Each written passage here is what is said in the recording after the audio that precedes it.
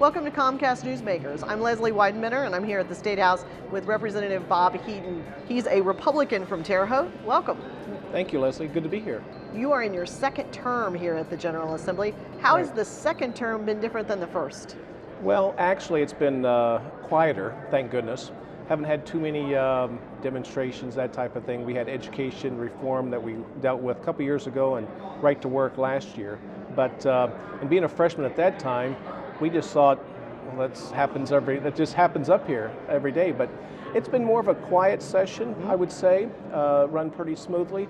A lot of issues out there still, whether you're on this side of the aisle or that side of the aisle. But overall, I think it's running quite smoothly. You have your name on several pieces of legislation already. Yeah. Tell us the one that's the most important to you. Leslie, probably the one that I think I would say probably House Bill 1179. And the Secretary of State's office came to me a few months ago about this bill. And some people talk about Tim Durham around here. He's been in the news, unfortunately, the last year or so. And this was a guy that, in the state of Ohio, he and his company, Fair Financial, he's around the Akron, Ohio area, I believe it is, but he basically, stole, if you will, about $230 million from about 5,000 plus residents there in the state of Ohio. He had investments and that type of thing, and he just what can I say? He stole the money, kind of like a Bernie Madoff situation, Ponzi scheme. But so because of that, the state of Indiana wanted to have more oversight on security matters in dealing with this. And right now they have, I think, 3 cases on the books with this type of investment that you can only sell to fellow Hoosiers, if you will. So what this will do, this will create more oversight by an independent CPA firm, if you will, that will find out what the financials of XYZ securities you're dealing with and selling them to fellow Hoosiers.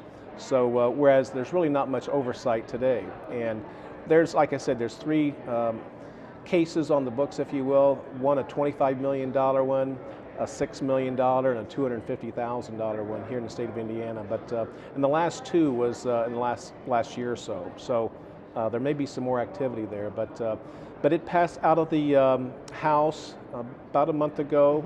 I think 97-0. And it's going to be in the Senate hearing, I think tomorrow morning at 9 o'clock I'm going to present it.